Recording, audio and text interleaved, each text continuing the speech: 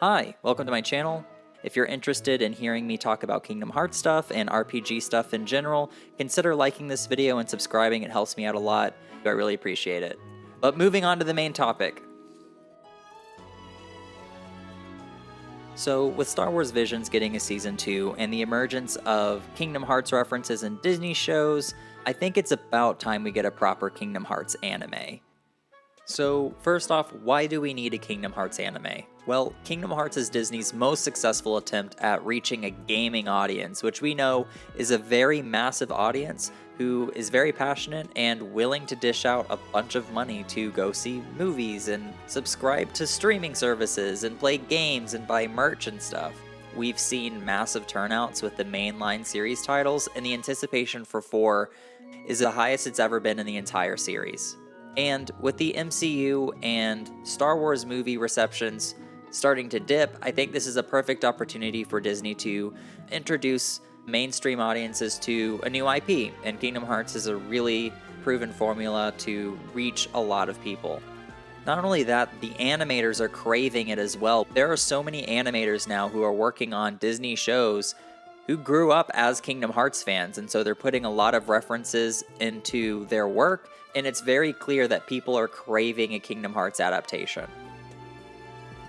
And the thing I think Disney would care about the most with the Kingdom Hearts anime, it showcases additional content people can only watch on Disney+, and that is the movies. With the various worlds Sora's going into, you're able to engage with that by watching the movie of the world Sora goes to in each episode of the series, thus encouraging more people spending more time on Disney's streaming service. I think this would be a great opportunity to retell the story of Kingdom Hearts and streamline it a bit. So, my very brief pitch for how I see this series playing out. We would break this into 3 main seasons, with each season telling the story of the mainline Kingdom Hearts games, so Kingdom Hearts 1, 2, and 3. I know that there are lots of games in between each of the mainline games, and there's prequels and whatnot, but I think the main seasons of Kingdom Hearts should stick to the main games and should cover almost exclusively Sora.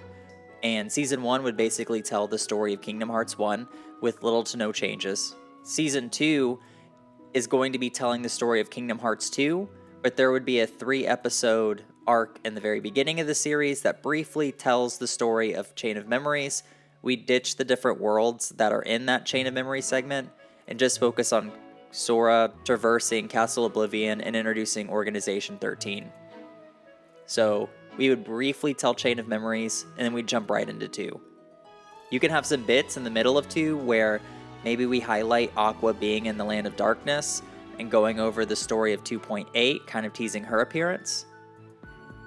And then in Season 3, I think it would start off with Sora regaining his strength, similar to Kingdom Hearts 3, obviously, but we would ditch the events of Dream Drop Distance. And the way we would do this is, at the end of Season 2, Sora has to submerge himself into the Land of Darkness to defeat Xemnas.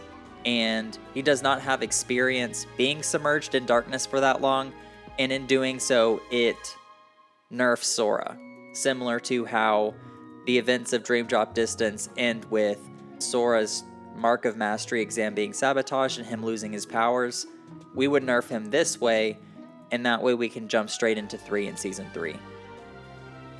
Later in the series, we could have a 3-episode arc where maybe Yen Sid is talking about the stories of Birth by Sleep with Terra, Aqua, and Ventus, and we can kind of link them to the overall narrative of Kingdom Hearts 3, and we can plant some Terra and maybe Aqua appearances in Season 1 and Season 2, just as a side thing so we can weave these things together.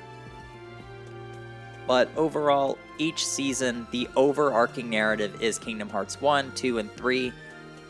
But with this pitch, we're telling Kingdom Hearts 1, we got some Chain of Memories in there, we got 2, 2.8, Birth by Sleep, and then we have Kingdom Hearts 3. And I think fitting 6 games into 3 seasons is not too bad. Now with all adaptations from games to movies to comics to shows, there are going to be major changes when it's changing medium. And I think that the manga is actually a great reference point on how Kingdom Hearts can be adapted to an anime. So just looking at the manga, we can assume that there are going to be fewer worlds in each season of the anime. Just for the sake of time, I mean, each season can't have 1 billion episodes. And so you'd probably focus on fewer worlds, but I would propose you replace revisiting worlds in other seasons with just new worlds. So in Season 1, I would propose we go to Wonderland, Olympus Coliseum, Halloween Town, Atlantica, and then Neverland. Season 2, we'd go to Land of Dragons, Timeless River, Agrabah, Pride Rock, and Space Paranoids.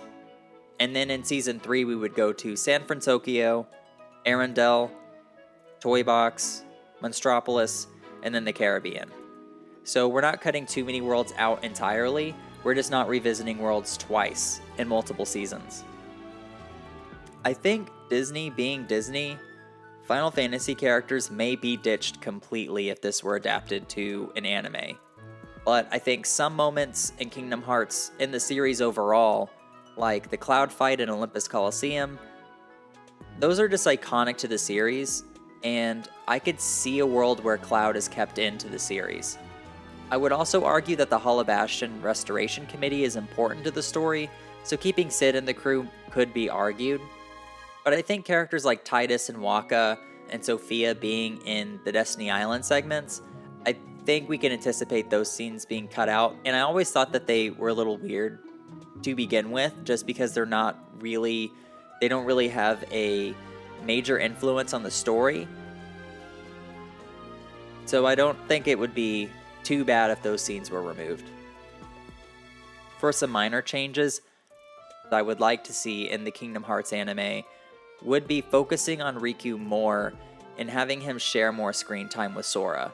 I think it would be a fun way to see him interact with Maleficent before he's replaced with Pete, and we're able to give Riku some more development and watch his descent into darkness throughout the series. I also like seeing the Disney villains interact with each other, and I think Riku kind of gives us a fly-on-the-wall perspective with the villains conspiring with each other and Maleficent's end of things as she's scheming in Kingdom Hearts 1. I would also like to put the spotlight on Maleficent a little bit more. I feel like she's kind of taken a backseat to the series, to the main Kingdom Hearts original villains like Ansem, Xemnas, and Xehanort.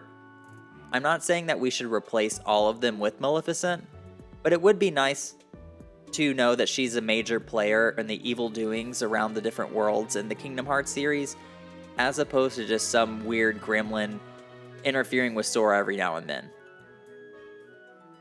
It seems like she's going to have a bigger role in Kingdom Hearts 4, but also who knows. Another major change is I would like to see the creators of the anime merge Roxas and Ventus. I think the backstory is more complicated than it needs to be, and merging them into the same character could clear things up a little bit. I think you can introduce Roxas at the beginning of Season 2, he's Sora's nobody, and then he merges back into Sora to awaken him, just like the games. And then we learn who Ventus is later, and then he's reawakened in Castle Oblivion.